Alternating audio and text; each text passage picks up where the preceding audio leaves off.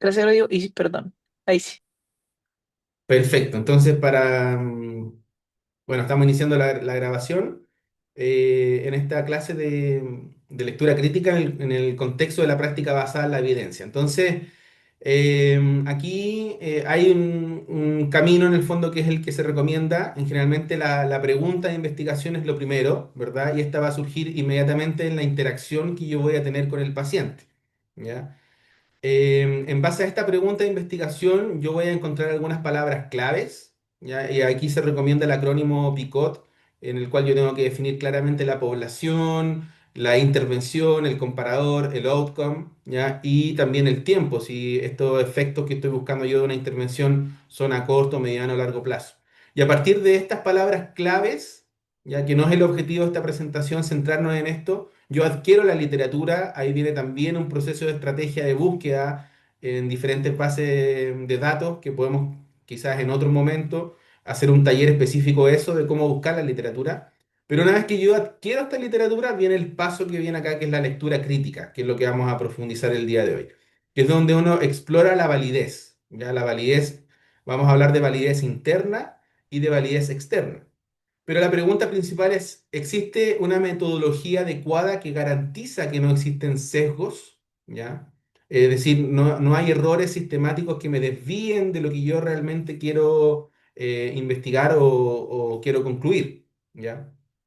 Luego, una vez que yo hago esta lectura crítica, identifico que no hay sesgo, no hay errores importantes, yo puedo ver si esto es aplicable a mi contexto, ¿ya? Y ahí tengo que evaluar obviamente el riesgo, los beneficios de estos resultados. Y aquí salen nuevos análisis, nuevas preguntas, y en el fondo esto es un círculo constante de crecimiento y aprendizaje, ¿ya? Bueno, la lectura crítica entonces tiene tres pasos y vamos a ir revisando cada uno de ellos. El primero es que yo me hago la pregunta si son válidos los resultados del estudio, ¿ya? Luego, ¿cuáles son los resultados y cuál es la magnitud del efecto? ¿Ya? Vamos a conversar un poco también de estos estimadores y hablar un poco también de lo que es el valor P, el intervalo de confianza, un odds ratio, para que ustedes sepan un poco cómo interpretar eso. Y por último, si estos resultados ayudarán a mi paciente. ¿Ya? Tiene que ver también un poco con este balance de riesgo-beneficio, que es parte también de la validez externa que lo vamos a ir conversando al final. Entonces, para responder la primera pregunta, ¿son válidos los resultados? Lo primero que tengo que saber es a qué me refiero cuando estoy hablando de validez, ¿ya? Que es un concepto que se tiene que diferenciar de precisión. Son dos cosas distintas. Entonces, aquí ustedes pueden ver cuatro escenarios, donde en el primero, en la esquina superior izquierda, tenemos un resultado que es válido y que es preciso, ¿ya? ¿Qué quiere decir esto? La validez, en primer lugar, es la capacidad de medir lo que yo realmente quiero medir. Y no me estoy desviando de eso. No hay un error sistemático, metodológico en mi diseño que me desvíe de obtener este dato, ¿ya? Pero a la vez los resultados, si se fijan ustedes, son precisos. Si yo repito este estudio una y otra vez, voy a estar obteniendo un resultado muy similar dentro de ciertos márgenes, ¿ya? Por ejemplo, acá a la derecha tenemos un resultado que no es válido. Probablemente puede haber acá un error en el instrumento de medición, por ejemplo, un instrumento que no esté bien calibrado, pero el resultado sigue siendo preciso. No es válido porque no mide lo que quiero medir, pero sí sigue siendo preciso, ¿ya? Aquí tenemos el ejemplo de que hay un resultado válido que está dentro de ciertos márgenes, ¿verdad? Pero con una dispersión y luego ya el escenario en que no tengo ni validez ni precisión, ¿ya? Entonces la validez tiene que ver con que mido lo que realmente quiero medir y la precisión tiene que ver con la reproducibilidad. Es decir, si repito esto una y otra vez, voy a encontrar el mismo resultado. ¿Qué tan confiable es mi medición y mi estudio? ¿Ya? ¿Los resultados obtenidos entonces se deben realmente a la intervención o pueden explicarse por otros factores? Factores confusores, sesgo, error de medición. Vamos a conversar de los sesgos ahora en particular. El sesgo tiene que ver con el error sistemático, ¿ya? Y tiene que ver obviamente con el diseño. Entonces, validez también puede ser sinónimo de exactitud, de capacidad de medir lo que quiero medir. No estoy cometiendo un error sistemático. Y precisión tiene que ver con la fiabilidad, la confianza, la capacidad de repetir este resultado. Quiere decir que no hay un error aleatorio. No, mis resultados no se explican por el azar. ¿Ya? ¿Con qué tipos de sesgo me puedo encontrar en la literatura? Estos son los principales. ¿Ya? Por ejemplo, el sesgo de selección. El sesgo de selección se suele abordar en los ensayos controlados aleatorios precisamente con la aleatorización. La aleatorización permite, ¿cierto?, tener grupos comparables desde un principio. Antes de que los grupos reciban el tratamiento, yo me aseguro que estos dos grupos sean iguales, ¿ya? En términos de características demográficas o características clínicas. Y eso lo permite el sesgo de selección, ¿ya? Y aquí hay dos conceptos también que se suelen considerar mucho, sobre todo cuando uno evalúa la calidad metodológica de un artículo, que es cómo es el proceso de la aleatorización, cómo se genera esta secuencia de aleatorización y si esta se mantiene oculta o no. ¿Ya? Es decir, si los tratantes o los evaluadores conocen en el fondo esta secuencia de aleatorización y esto podría ser eventualmente vulnerado. ¿Ya? Entonces, el sesgo de selección, vamos a ver unos ejemplos después con literatura de cada uno de estos sesgos para que quede un poco más claro, pero tiene que ver con, principalmente, el sesgo de selección es cuando no hago la aleatorización de mi muestra cuando quiero asignar un tratamiento. ¿Ya? El sesgo de desgaste tiene que ver con que uno de los dos grupos, ya sea el grupo experimental o el grupo control, tenga más pérdidas a lo largo del seguimiento del estudio. ¿Ya? Normalmente esto suele ocurrir más en el grupo control porque los pacientes pueden darse cuenta de que no están recibiendo una intervención, por decirlo de alguna manera, la intervención top, ¿ya? Pero uno habla de sesgo de desgaste cuando en general hay un desbalance y hay un grupo que tiene un porcentaje de pérdidas que supera el 20%, ¿ya? De la muestra original. Hay métodos para poder cubrir este desgaste. Por ejemplo, que hoy en día se promueve, que es la intención de tratar, que es imputar los valores. ¿Ya? Porque aquí me puedo encontrar con el escenario de que yo digo, claro, mi intervención es positiva, tiene un efecto, ¿ya? Pero un efecto en los pacientes que completaron el tratamiento, que pueden ser, por ejemplo, aquellos pacientes que tenían más motivación, que tenían una mayor expectativa de recuperación, y aquellos pacientes, en el fondo más difíciles, fueron abandonando el estudio y en ello yo no estoy evidenciando que pueda haber una mejora o no, ¿ya? Entonces, este intention to treat, que es lo que se conoce como un método estadístico para poder imputar los valores de los pacientes que abandonan el tratamiento, ¿ya? Antiguamente habían otros métodos de imputación, como por ejemplo arrastrar el último valor de medición, es decir, si tengo el valor pre, después tengo el valor post y después tengo el valor a los 6 meses de la intervención y el paciente se perdía en ese momento, yo podía arrastrar el valor post. También podría arrastrar el valor pre si es que no tengo ningún seguimiento del paciente, ¿ya? También se podría imputar este valor asignando, por ejemplo, el promedio del grupo, ¿ya? Pero hoy en día lo que se recomienda son utilizar, incluso hay modelos de machine learning o de regresiones para poder imputar este valor con una mayor validez, ¿ya? Luego tenemos el sesgo de detección o de medición, que ocurre principalmente cuando el evaluador, ya el que está aplicando el test funcional o el que está aplicando el cuestionario, ya no es ciego con respecto a la asignación del tratamiento. Es decir, sabe si el paciente fue asignado al grupo experimental o al grupo control, ya. Y eso podría inducir a alguna alteración en la medición, ya. Un ejemplo, estoy midiendo un test de marcha y no se debería, pero si yo soy el evaluador y sé que este paciente está en el grupo experimental, que es una intervención que yo quiero demostrar que efectivamente tiene buenos resultados, yo podría tener una mayor motivación verbal hacia mi paciente para que consiga un mejor resultado en el test de marcha, ¿ya? Entonces, eso tiene que ver con el sesgo de medición cuando el evaluador no es ciego con respecto a la asignación del tratamiento. Y luego viene el sesgo de realización. El sesgo de realización ocurre cuando el terapeuta no es ciego con respecto a la asignación del tratamiento. Por lo tanto, en la mayoría de los estudios en el ámbito de la fisioterapia caen en esto que es el sesgo de realización, ¿ya? Porque es muy difícil que el terapeuta no sepa qué tipo de intervención está realizando, ¿verdad? A diferencia de los estudios farmacológicos, cuando el terapeuta da una pastilla y no sabe si esa pastilla tiene o no tiene el principio activo. Acá es muy difícil que el terapeuta no sepa si está aplicando o no una intervención. Existen algunos estudios de simulación, por ejemplo, con punción secas, con agujas en las que yo no sé efectivamente si estoy generando o no estoy generando la punción, o con agentes físicos, cuando puede ser que el equipo esté apagado y yo no sé si realmente estoy aplicando o no estoy aplicando la intervención. Pero en el ámbito del ejercicio, de la terapia manual, de la educación, siempre voy a estar cometiendo este sesgo de realización, ¿ya? ¿Y esto a qué conlleva?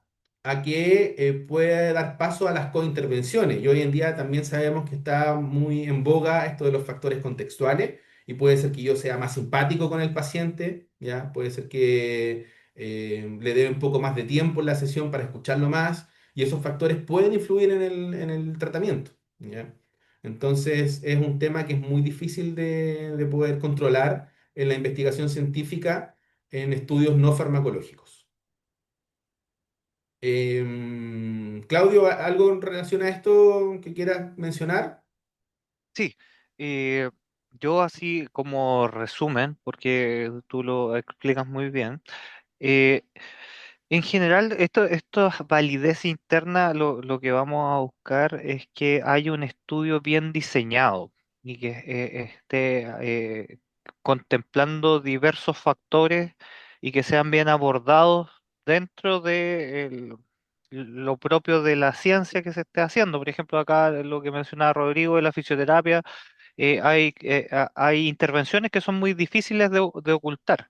Entonces, vamos a tener algo que es inherente a la naturaleza de la investigación que se está haciendo, pero sí vamos a buscar que el estudio esté bien diseñado. Y eso muchas veces a los clínicos nos choca porque es un ambiente muy artificial, en el sentido de que encontramos que el estudio no representa muy bien lo que yo hago en la clínica, porque está todo muy controlado, todo muy empaquetado, todo muy rígido.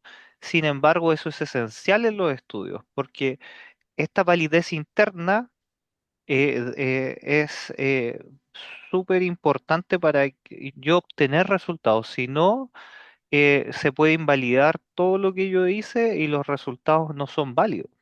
Entonces, esto de la validez interna es súper importante para después yo poder extrapolarlo a mi día a día.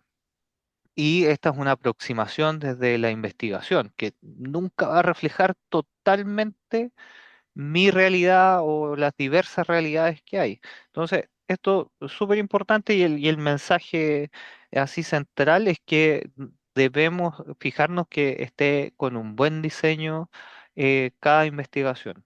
Ya que, insisto, de repente uno lo siente muchas veces que es como que se aleja mucho de la realidad y puede ser, pero es mejor tener un estudio muy bien diseñado y que logre probar la hipótesis que estaba buscando. Mm. Eso así como para dar como ese mensaje de que esto es muy importante dentro de la investigación. Gracias, Claudio. Bueno, por ejemplo, Cochrane nos recomienda utilizar la escala ROP2, que es la versión actual que se está utilizando para evaluar el riesgo de sesgo en los estudios.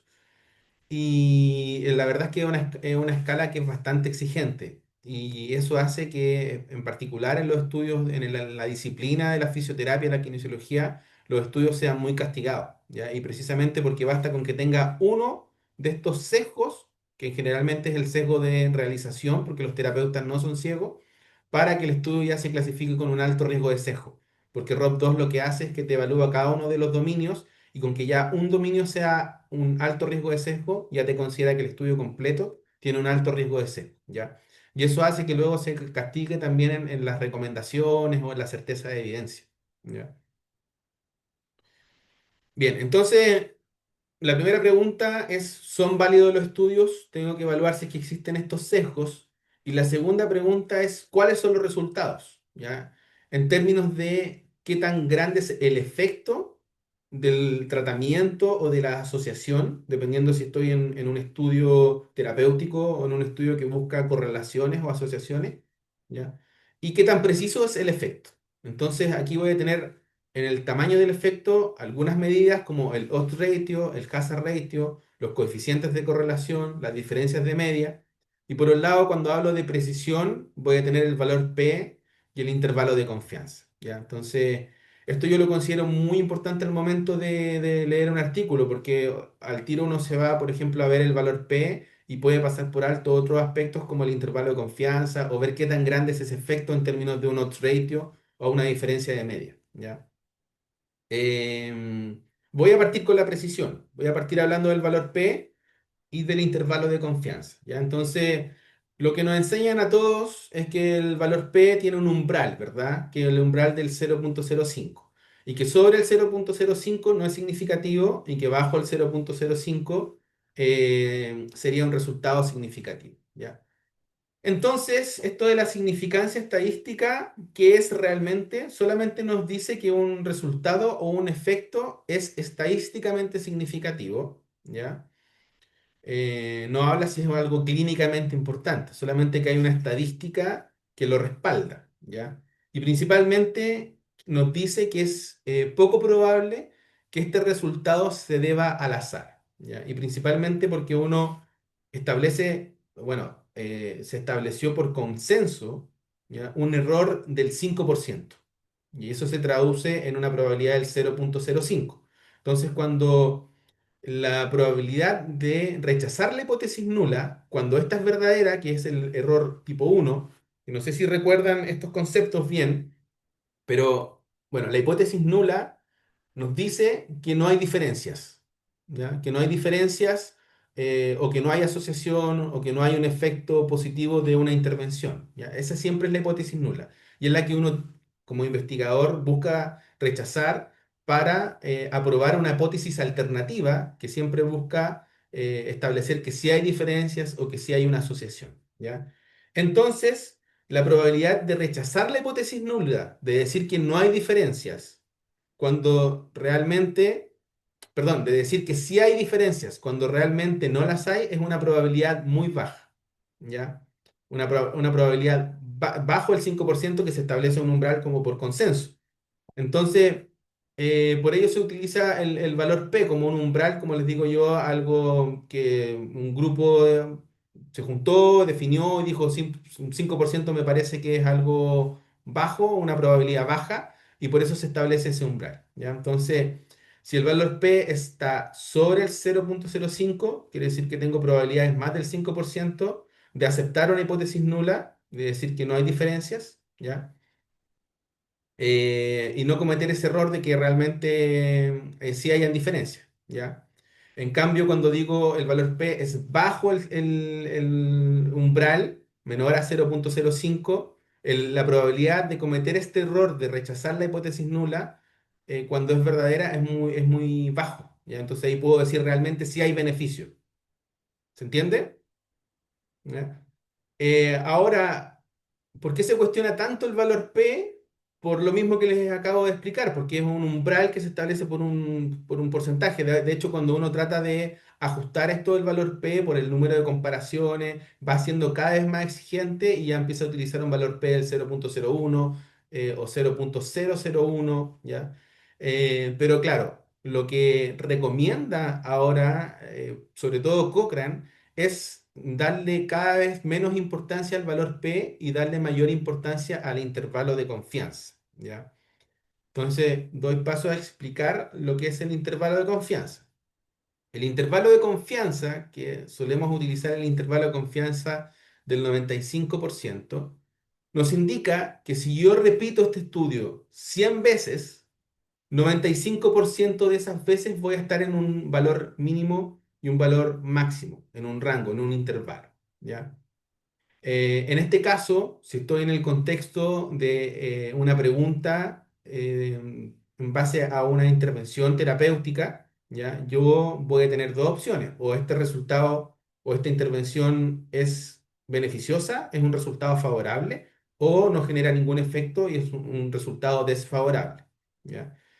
¿Qué va a determinar esto? Esta línea que aparece acá en medio, que es la línea de no efecto o valor nulo, ¿ya? Valor nulo que puede ser uno o cero, dependiendo si la variable es una variable continua o una variable dicotómica, ¿ya? Si es una variable continua, por ejemplo, los metros que el paciente gana en un test de marcha, ¿ya? Este valor de efecto de nulo, efecto nulo, es cero. ¿Por qué? Porque si el paciente caminaba 300 metros y después se somete a la intervención, ya sea punción seca, terapia manual, ejercicio, y termina la intervención y sigue caminando 300 metros, el valor absoluto en la restra va a ser cero. Entonces, cero es que no hay efecto, ¿ya?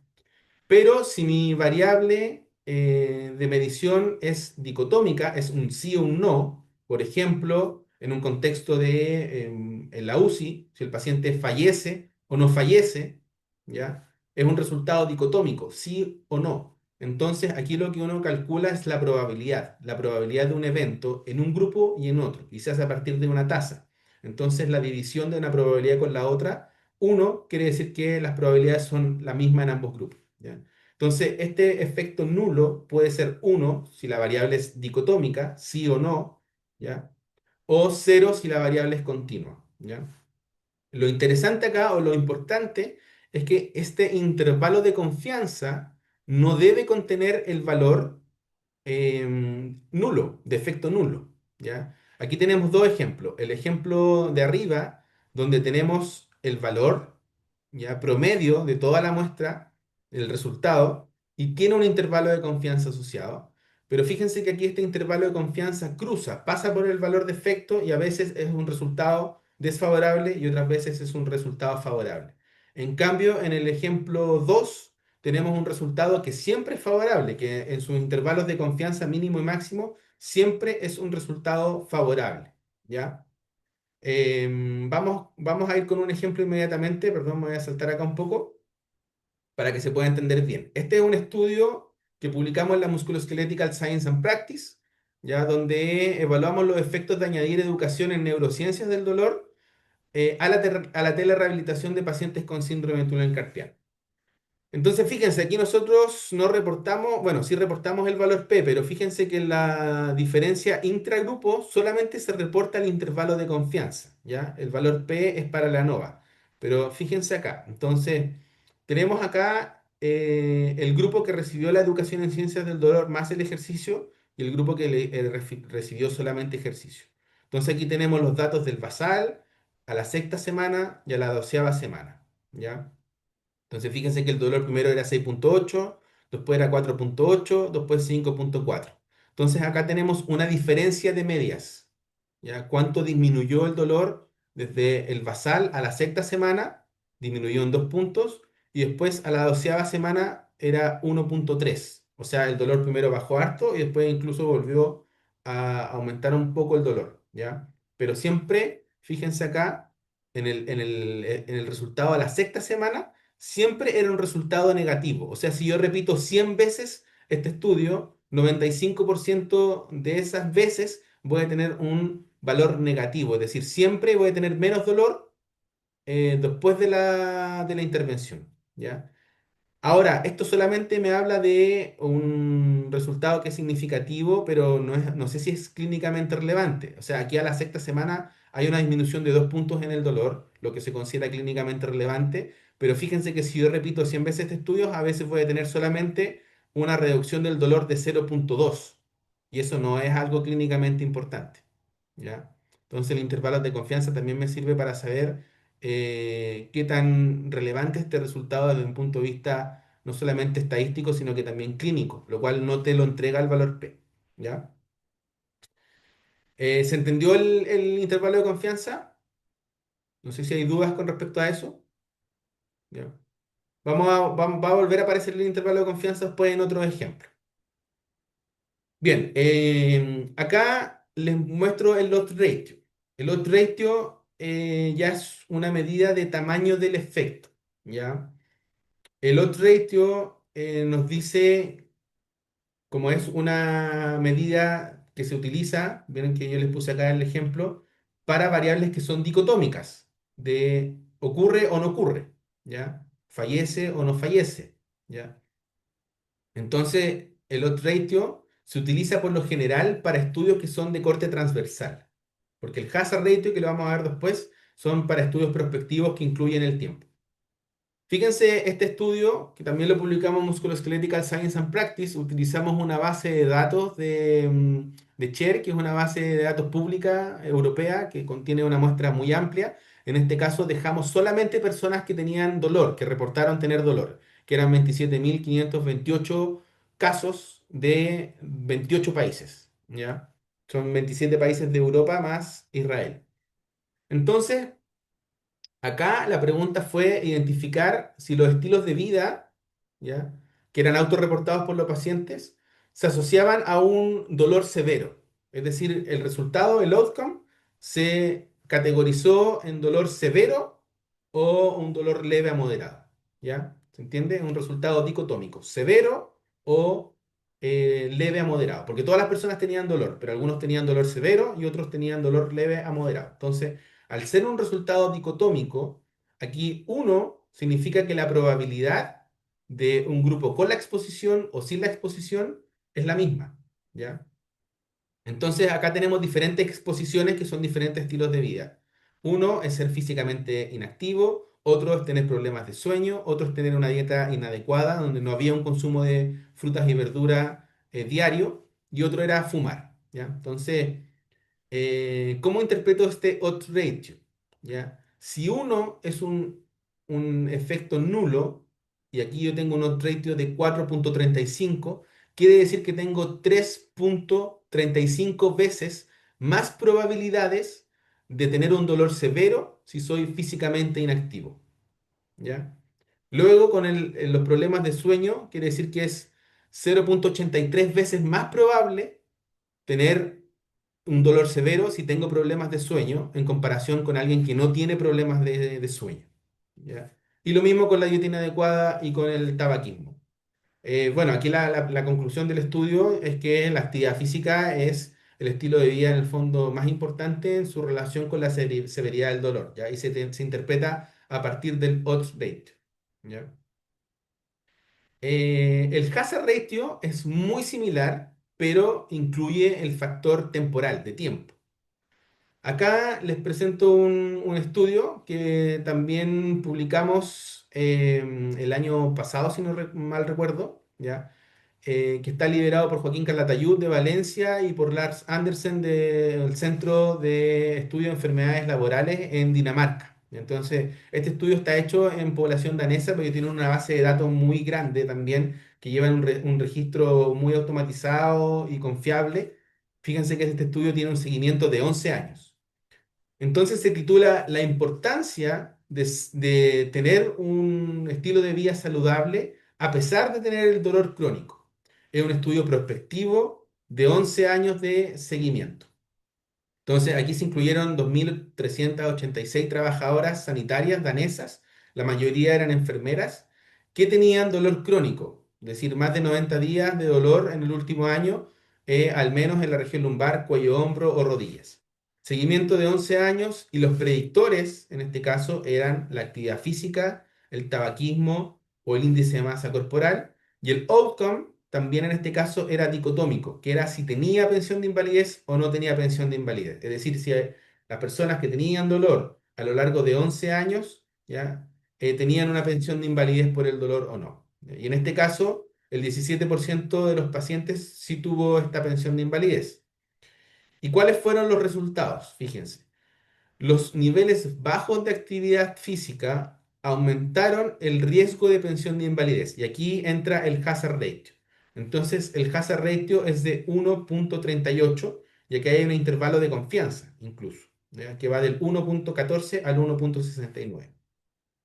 Como el intervalo de confianza no toca el 1 y siempre es mayor a 1, es un resultado significativo, ¿ya? Quiere decir que siempre las personas que tienen un bajo nivel de actividad física van a tener más riesgo de pensión de invalidez, ¿ya? Y el hazard ratio es muy similar a los ratios, pero considera el factor tiempo. Entonces, uno dice, tiene probabilidad de que este evento ocurra, a diferencia del otro ratio, que es un estudio transversal donde yo sé que el evento ya ocurrió, ¿ya? Y aquí el hazard ratio se interpreta como en el fondo acá hay un 38% más probabilidad, 38% más probabilidad, porque uno es el efecto nulo, entonces 38% más probabilidad de tener pensión de invalidez cuando tengo un bajo nivel de actividad física. Y mi intervalo de confianza dice que esta probabilidad oscilaba entre un 14% y un 69%. ¿Ya? ¿Se entiende el intervalo de confianza entonces ahora con un ejemplo más práctico? ¿Ya?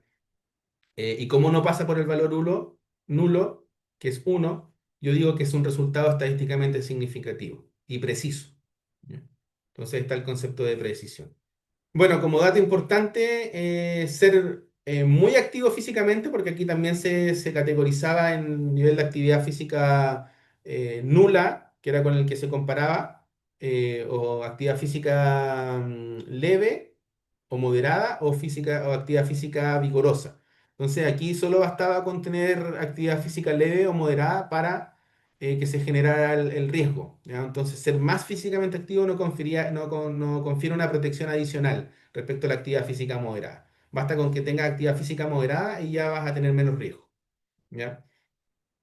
No hubo asociación significativa con el índice de masa corporal, sí con el tabaquismo, pero un poco una asociación levemente menor, ¿ya? Y que no haya asociación con el índice de masa corporal es algo que va muy en línea también de lo que dice hoy día la Asociación Americana de Corazón, que, bueno, la obesidad sí es un factor de riesgo, pero el factor de riesgo es mucho más alto en personas que no tienen obesidad pero que son físicamente inactivas en comparación a una persona que sí tiene obesidad, pero que es físicamente activa, ¿ya? Entonces, nuevamente aquí los resultados van en línea con que la actividad física sería uno de los estilos de vida más importantes también en relación no solamente con la severidad del dolor, sino que con resultados de salud pública como el ausentismo laboral o la incapacidad para poder trabajar, ¿ya?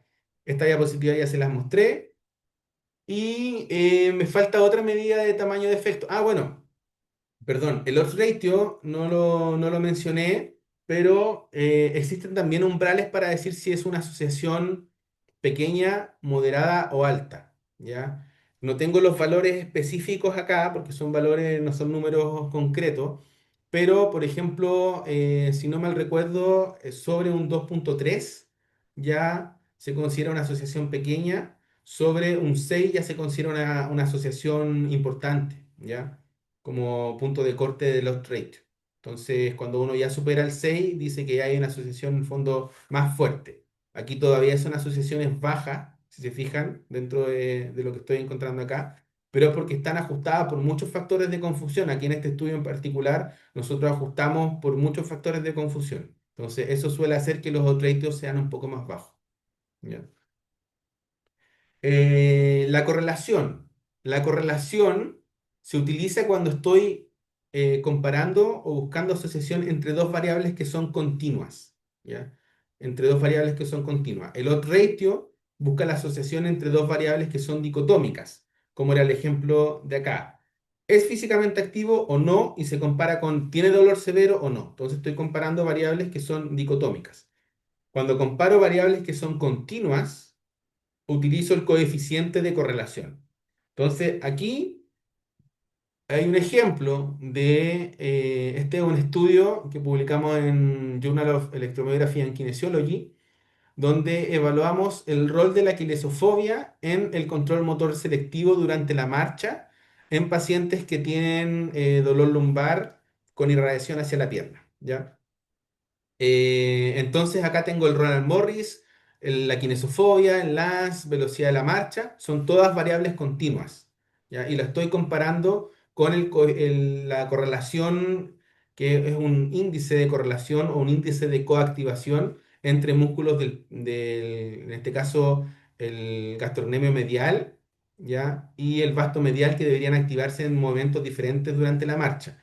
Entonces, aquí habla el porcentaje de coactivación. Y fíjense aquí cómo la kinesofobia tiene una asociación positiva con una mayor coactivación de músculos que deberían activarse en fases distintas durante la marcha. Entonces, el mensaje de este estudio es que los pacientes que tienen mayores niveles de kinesofobia a medida del movimiento generan una mayor coactivación de pares musculares, o sea, hacen una activación menos selectiva, ¿ya? Pero lo que es interesante acá es cómo lo interpreto esto. Este es el R, el coeficiente de correlación. Uno acá, cuando R es uno, quiere decir que hay una asociación perfecta. Que siempre que una variable aumenta, la otra variable también va a aumentar, ¿ya? Entonces, también aquí hay puntos de corte específicos para el R. Por ejemplo, un R entre 0,3 a un 0,5 se considera como una asociación pequeña. Entre 0,5 y 0,7 se considera moderada, como es el caso de esta asociación. Y un R sobre 0,7 se considera una asociación fuerte. ¿Ya? Entonces, ese es el coeficiente de correlación. Está el coeficiente de correlación de Pearson y de Spearman, que va a depender principalmente de si los datos distribuyen normal o no, ¿ya? Pero la interpretación en cuanto al tamaño del efecto es la misma, con los puntos de corte, ¿ya? Y con también la direccionalidad.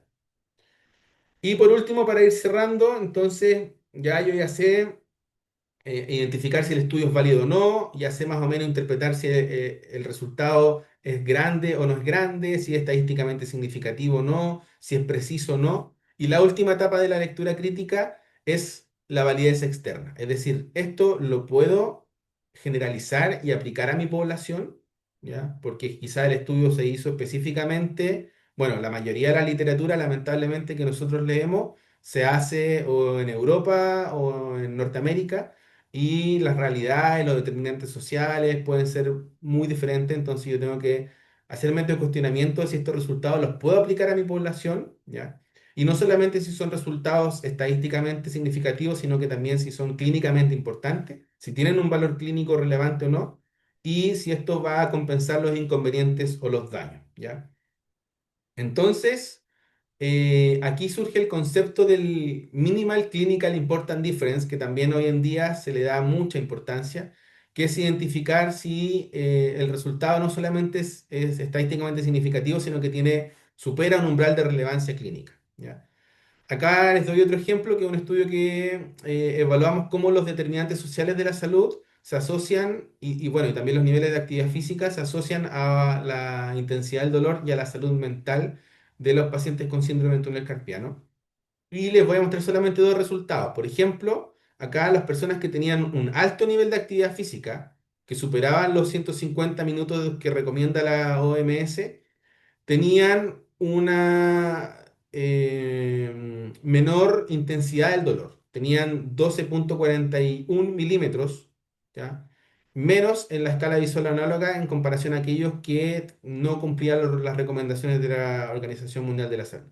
Si se fijan, el intervalo de confianza acá me indica que es un resultado significativo porque siempre va de un resultado negativo a un resultado negativo. Aquí como es una variable continua, cero sería el efecto nulo, ¿ya? Entonces este resultado no pasa por el cero, siempre es negativo menos que cero, ¿ya? Pero esto de 12 milímetros es algo clínicamente importante, ya lo había mencionado antes, ¿es algo clínicamente importante? No, ¿verdad? Entonces uno probablemente lee las conclusiones del paper y dice, sí, la actividad física reduce el dolor en personas con síndrome de túnel carpiano, fue estadísticamente significativo, pero uno entra a leer el artículo y se da cuenta que no es un resultado clínicamente importante o relevante, ¿ya?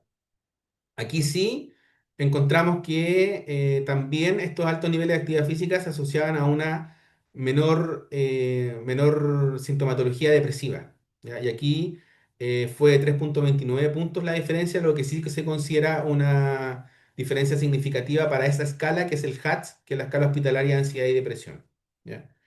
Entonces, acá esto del umbral de relevancia clínica, por ejemplo, para dolor se considera 2 puntos en la escala numérica ordinal o 1,75, bueno, está mal, es centímetros, en este caso sería 17,5 milímetros. Si estoy utilizando la escala que es continua, que va con una regla que cuantifica de 0 a 10 o de 0 a 100, si estoy viendo centímetros o milímetros, ¿ya? Entonces, el Minimal Clinical Important Difference va a depender de la población y va a depender del instrumento. Y ahí hay distintos umbrales de relevancia clínica, de decir, esto minimal clinical important difference es la diferencia mínima clínicamente importante. Es decir, en el test de marcha, por ejemplo, se considera que el paciente mejore 50 metros, que supere estos 50 metros, entre un pre y un post, se considera que está superando un umbral de relevancia clínica. Lo mismo con el dolor que ya les dije, o el 1.4 a 2 segundos en el test Time and Go, o mejorar 9 a 12 puntos en el WOMAC, o dos repeticiones en el citostand de 30 segundos, o tres repeticiones en el citostand de un minuto. Y así, le dejo algunos ejemplos acá en esta tabla. Pero ojo que estos umbrales de relevancia clínica se establecen a partir de estudios que lo hacen específicamente en poblaciones en particular y en escalas en particular. O sea, si yo quiero saber el Minimal Clinical Important Difference, 50 metros, esto es para personas con dolor crónico, pero probablemente este umbral de relevancia clínica sea distinto en un paciente, por ejemplo, con una enfermedad pulmonar crónica que se somete a rehabilitación pulmonar. ¿Ya? Va a tener un umbral de relevancia clínica diferente. ¿Ya? Eso les tenía para compartir. No sé, Claudio, si quieres mencionar algo más con respecto a esto del umbral de relevancia clínica. También lo habíamos conversado nosotros. Sí, también lo habíamos comentado. Eh, yo comentar respecto a la validez externa, que uno de los mensajes es de la validez interna que dijimos que era muy importante, que es cómo se configura o cómo se lleva a cabo el estudio. La validez interna es un requisito para la validez externa. Entonces, si ustedes tienen un estudio mal diseñado, malamente lo van a poder llevar a su ambiente clínico. Eh, y cuando uno quiere, si determina que tiene una buena validez interna del estudio y quiere extrapolarlo a su ambiente clínico, uno se hace varias preguntas como respecto a lo que menciona Rodrigo, a ver, ¿qué tan aplicable es a mi población? ¿La población se parece a la población que yo atiendo? ¿Las condiciones en que se hizo el estudio son condiciones que se dan también en mi ambiente? Por ejemplo, hay se dan centros muy sofisticados, con mucha tecnología. Quizás no es lo que yo tengo en mi práctica clínica, donde hay un ambiente quizás que no es tan especializado, donde no cuento con muchos materiales. Lo otro, el sistema de salud será similar. Hay varios, por ejemplo, estudios nórdicos donde ven a los pacientes y se les indica kinesiología una vez cada 10 días y el kinesiólogo simplemente revisa los ejercicios y los va un poco monitorizando. Es distinto a la atención que nosotros tenemos, que generalmente vemos a los pacientes 3 veces por semana con ejercicios supervisados, etcétera. Entonces, ahí hay que evaluar, claro, si las condiciones me permiten, si las condiciones en que se hizo el estudio me permiten llevar a mi realidad eso que se hizo. Y también tener en cuenta lo que mencionaba Rodrigo de estas diferencias mínimas que son clínicamente importantes, que también se determinan de una forma estadística en cada población bien particular, eh, y que también hay que tener ojo, porque, y esto es una consideración mía, que yo la comparto con ustedes, pero va a depender también de la intervención que estemos evaluando. Por ejemplo, hay estudios de TAPE que colocando un tape encuentran diferencias entre un grupo y otro y que quizás no alcanzan este umbral pero es una intervención sencilla, barata, que no entonces que se va a acompañar con otras intervenciones. Entonces probablemente sí, si se encuentra, hay un respaldo científico para eso, sí yo lo podría aplicar versus otras intervenciones como es una cirugía, por poner un extremo, que quizás, claro, puedo encontrar esta diferencia mínima, pero claro, no es lo mismo que ejercicio. Es mucho más cara, involucra mucho más riesgos, etcétera. Entonces, también hay que ver, aparte de ver la población, las intervenciones, el contexto, todo eso se debe considerar, lo que hace que uno necesite mucha formación. Por eso nosotros como Soquime nos animamos a hacer esto, porque el poder interpretar los estudios de repente es bastante complejo. Lo mismo que hacía ver en Rodrigo estos aspectos estadísticos de repente. Hay que manejar un poco para poder uno estrujar los, los estudios y no irse como a la pura discusión, que muchas veces en la discusión el autor quiere hacer brillar un poco más los resultados o de repente puede pasarse hasta de roscas de repente e interpreta cosas que uno dice, pero los resultados no se orientan tanto a esto". Entonces eso también es ver la lectura o aplicar lectura crítica para no cometer esos errores, porque pasa muchas veces que uno lee discusiones donde los autores, claro, como que se pasan un pueblo, quizás no tres, pero sí un pueblo con lo que concluyen o lo que discuten. Eh, Así que eso, ahora abrimos la palabra para que puedan comentar, hacer preguntas respecto a qué dudas tienen ustedes respecto a lo de investigación, cómo lo ven, si es aplicable o no. Y dicho eso, había una pregunta acá de Tomás. ¿Qué opinan respecto al llamado validez de constructo? Eh, no sé si puedes ampliar un poquito más la pregunta, Tomás. Si quieres opinar ahí por el micrófono y poder darte una respuesta ahí más contundente. Porque acá lo que yo entiendo como validez de constructo quizás no es lo mismo que lo que tú entiendes. Yo, claro, he hecho varias validaciones de instrumentos de cuestionarios. Y la validez de constructo quiere decir que la idea que está detrás del cuestionario, realmente el cuestionario la recopila o como que se hace cargo de ella. No sé si, pero eso, ese es mi sesgo también de lo que yo hago. No sé si es a lo que te refieres, Tomás. O no sé si ahí Rodrigo tiene otra visión. Sí, o sea, claro, la definición de constructo es lo que dices tú, no sé si eso es lo que se está refiriendo Tomás, pero en estadística cuando uno habla de este concepto es cuando, claro, efectivamente uno evalúa el instrumento, si tiene buena validez de constructo, si mide lo que realmente quiere medir, y por ejemplo, esto se correlaciona de buena manera con aspectos relacionados a esta variable. Por ejemplo, no sé si estoy evaluando la autoeficacia ya con un cuestionario y quiero ver la validez de constructo de ese cuestionario, primero tiene que tener ciertos ítems que reflejen autoeficacia, ¿ya?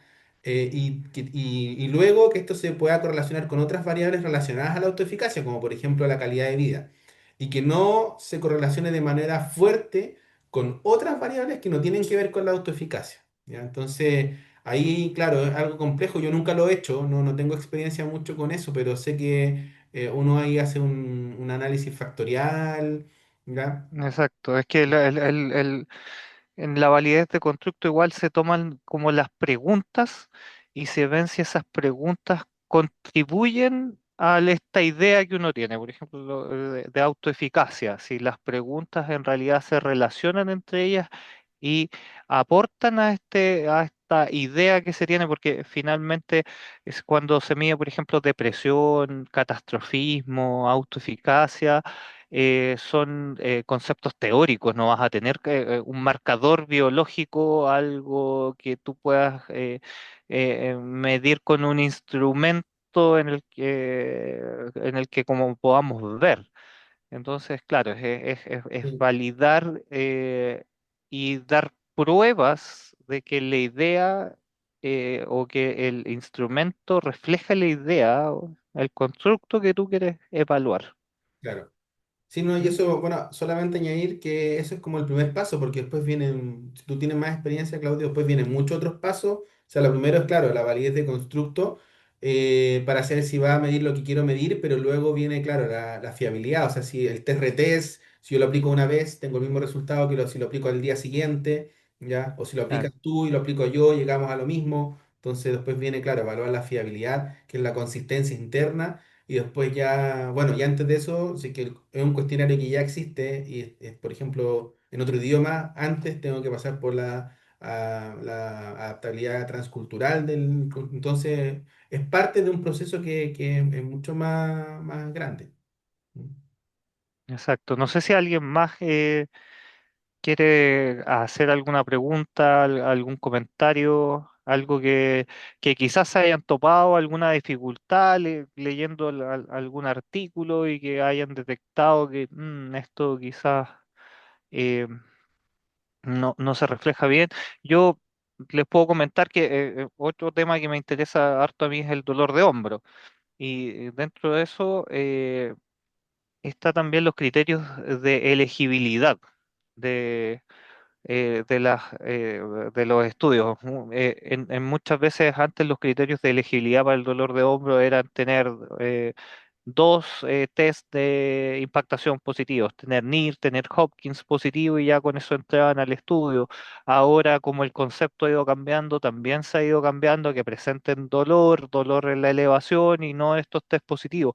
Entonces, hay varias cosas que hay que tener en consideración. Estos criterios de elegibilidad, los de inclusión, los de exclusión, de repente pueden ser determinantes para ver si yo puedo aplicarlos a mi población, porque se ponen criterios de inclusión de repente demasiado elevados que no representan a la población que yo veo, o criterios de repente muy generales que también hacen que no se refleje bien la población a la que yo veo. Así que ese aspecto, por ejemplo, metodológico, también es importante mirarlo y ponerle ojo. Vi que había alguien, Matías, Sí, eh, yo estaba que es leyendo con OR. la pregunta mientras tú estabas explicando, Claudio. Es una muy ¿Mm? buena pregunta, Matías. Yo te agradezco por tu pregunta porque es muy cierto. Cuando yo tengo estos diseños transversales, ¿ya? De corte transversal, no puedo establecer una relación causa-efecto, ¿ya? De hecho, si ustedes van al artículo, que se lo podemos compartir después si alguien lo quiere leer como mayor detalle, nosotros lo destacamos como la principal limitación, ¿ya? ¿Y eso qué dice? Que no puede haber una asociación causa-efecto y que efectivamente puede haber esta bidireccionalidad, ¿verdad? Que claro, por un lado las personas que hacen poca actividad física tienen una intensidad del dolor más alta, pero aquellas que tienen dolor de intensidad más alta probablemente tengan más limitados o más barreras para hacer actividad física. Entonces, claro.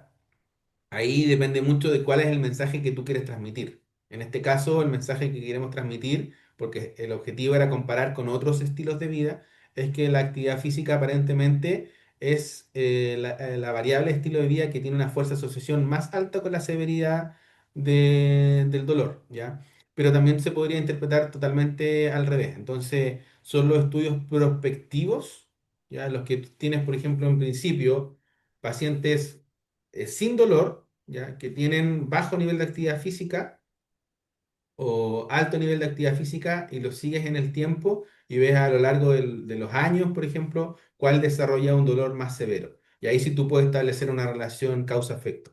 Pero cuando lees estos estudios cross-sectional o transversal, siempre estas asociaciones tienen esta bidireccionalidad, ¿ya? Sí, Entonces, pero hay un matiz, Rodrigo, porque no es el caso, pero supongamos que hubiera sido con la variable sexo, ser hombre o ser mujer. Ahí sí tú teóricamente puedes decir, claro, no es que tener dolor severo te transforme en mujer o fue de hombre, sino que, claro, está relacionado con esta variable como basal. Entonces ahí teóricamente, claro, acá la pregunta es buena, Matías, porque, claro, las dos cosas pueden como que pueden variar durante el tiempo. Pero en las otras uno como que teóricamente podría apuntar a que, claro, uno de los dos sexos está más relacionado con la presencia de dolor severo y no viceversa, por ejemplo. Sí, nunca lo había pensado así, Claudio. Un buen ¿Mm? argumento igual para defender los ¿Mm? estudios transversales, que muchas veces los estudios Sí, transversales son muy necesarios porque sientan las bases para después poder hacer estos estudios prospectivos que obviamente que demandan más recursos, más tiempo. Entonces, son también sumamente importantes, ¿ya? Pero no lo había visto claro, desde esa mirada porque, claro, y tiene que ver obviamente con la naturaleza de la variable. exactamente. Sí. Bueno, Sí. creo que estamos Eh, en el tiempo, no sé, Pau. Hay una última pregunta de Tomás. Ah, Sí, el Tomás te pregunta causalidad, criterios. Chuta, los desconozco, Tomás. Si quizás si los mencionas, quizás desconozco al autor, pero sí los criterios. yo tampoco estoy familiarizado, recuerdo haberlo escuchado, pero no podría decirte ahora cuáles son los criterios. Claro. En psicología hay algunos, yo he trabajado un método estadístico Mm. en el cual uno tiene que fundamentar muy bien teóricamente como las direcciones de lo que uno propone de las asociaciones. Entonces, que hay un estudio que yo tengo que es de calidad de sueño y que hace que aumente la percepción, o aumente la intensidad del dolor, menor calidad de sueño, y uno lo tiene que fundamentar teóricamente. Ahora se ha visto que es una asociación como bidireccionalidad, con bidireccionalidad, pero que se apunta a que la calidad, una baja calidad de sueño impactaría más en el dolor que viceversa. Pero todavía es algo que falta más evidencia para consolidar. Pero desde ahí uno puede como diagramar cierta parte estadística de qué puede predecir eso y en psicología se le denomina causalidad teórica. Claro, por eso también lo que le mencionaba a Rodrigo, claro, uno tiene que fundamentar por qué cierta variable podría impactar en la otra, más que solamente visualizar por qué están ocurriendo las dos. Y eso hace que uno tenga que argumentar desde el punto de vista fisiológico, etcétera. Como en psicología hay varios constructos, porque la depresión, la autoeficacia, que tienen una utilidad ya que hemos visto comprobada y que ahora está en boga. eh, y que, claro, ha sido muchos años de desarrollar una manera de probar eso, de comprobarlo, etcétera. Y ahí el mensaje es también que diferentes disciplinas de repente utilizan diferentes métodos. Y por eso es importante, nosotros estamos muy familiarizados con los ensayos clínicos y tenemos como muy eh, presente su utilidad porque de verdad son muy útiles y muy valiosos, pero también el mensaje que dejaba entrever Rodrigo de los estudios de corte transversal o prospectivos que no son experimentales, que aportan mucha información valiosa en diversas cosas, porque no tan solo no solo lo que necesitamos saber para hacer una buena clínica son las intervenciones, sino que tenemos que conocer también respecto de otras cosas, desde las prevalencias, siendo como más básico, o cuáles son las características de cierta población, etcétera. Súper. Así que eso sería mi aporte. Mira, yo, bueno, ¿Mm? agradezco a Tomás su pregunta porque siempre uno aprende cosas nuevas, entonces yo no sabía qué era eso y estoy haciendo aquí una búsqueda del tema y claro, y aquí por ejemplo propone 9 criterios, ¿ya? Y dentro de eso hace mucho sentido, por ejemplo, uno en la fuerza de asociación. Mientras más fuerte es el odds por ejemplo, es más probable que haya una causalidad, ¿ya? Ese es uno de los criterios. Después habla de la consistencia, de la especificidad, de la temporalidad. Por eso es que en los estudios que son prospectivos, donde hay un factor tiempo, es más importante que la causa ocurra siempre antes que el efecto, ¿ya? También habla del gradiente biológico, de la dosis-respuesta, ¿ya? De la plausibilidad, o sea, que tenga un mecanismo fisiológico que lo explique, ¿ya? La coherencia, la evidencia experimental, que hayan otros ensayos quizás preliminares, otras intervenciones que apoyen esta relación causa-efecto. Entonces, ahí son 9 criterios. Está Mm, interesante. Súper. interesante. Gracias por la pregunta. Bien, Bien, bien, chicos, yo creo que ya después de 1 hora 10 minutos de presentación, les quiero agradecer tremenda exposición de ambos, grandes colegas investigando en el área. Qué orgullo tenerlos aquí y escucharlos. Obviamente, gracias a los asistentes por estar aquí con nosotros a esta hora de la noche y muchas gracias. Buenas noches y un abrazo a todos. gracias, que esté muy Que bien. tengan buen descanso. Gracias, Rodrigo. Gracias, Paula. Gracias, Claudia, gracias, Paula, que estén bien. Nos Gracias Chao, chao. vemos. por venir.